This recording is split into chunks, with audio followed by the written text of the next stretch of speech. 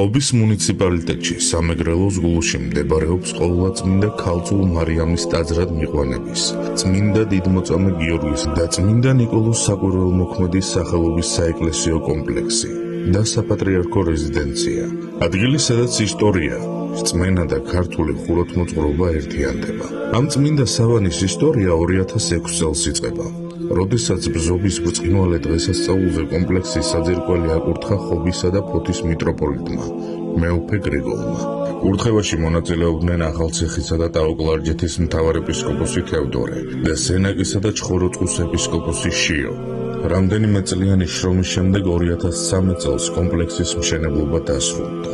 მისი პროექტი ეკუთვნის ღვაწლმოსილ ქართველ ხუროთმოძღვარს რევაზ ჯანაშიას, ხოლო ტიტორი და მეორეა გოდერძი ბუკია.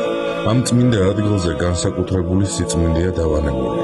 2013 წელს აქ ჩამოგზავნდა კიევ-პეჩორის ღირს მამათა 83 წმინდა ნაწილი, რაც კომპლექსს განსაკუთრებულ სულიერ მნიშვნელობას ანიჭებს და მრავალი მომლოცველის ყურადღებას იპყრობს. დღეს ხობის საეკლესიო კომპლექსი არა მხოლოდ სალოცავი, არამედ სულიერი სიმშვიდის, ლოცვისა და ქართული მართლმადიდებლური ტრადიციის მნიშვნელოვანი კერაა, სადაც ყოველდღიურად იგრძნობა რწმენის, ისტორიისა და ღვთისმადლის განსაკუთრებული ძალა.